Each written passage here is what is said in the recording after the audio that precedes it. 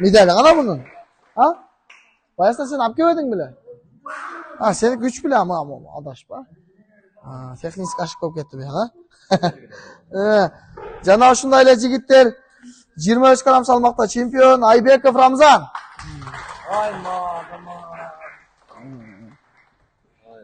Жана ушундай эле мондой мындай айтканда байгелүү бер кулдуртуп келди. Мына карасаңар сонун кур. Ол чабалар а? 23. Машалла. Жана ушундай эле 36 грамм салмакта чемпион Мойдунов Мухаммед Али.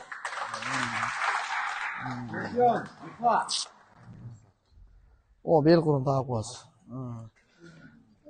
Жана ушундай эле 26 грамм салмакта чемпион Аширбеков Баяман. Легенда.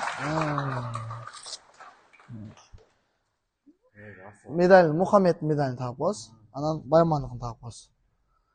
Жигиттер, биз кечеги мелдеште общий количество боюнча 8 чемпион чыгыптыр. Эми алиги эл озуна дейт, элек салып болбойт дейт. Эми ал жерде чыгып күрөштүңөр. Негизи мелдеш биздик болчу. Бирок балдарды биз путунан кармап берген жокпуз, байлап берген жокпуз. Чыгып алар өздөрү күрөштү. Ошон үчүн ушул балдардай эле силердин эч жериңер кем эмес. Силер деги аракет кылсаңар, Алла Таала берет.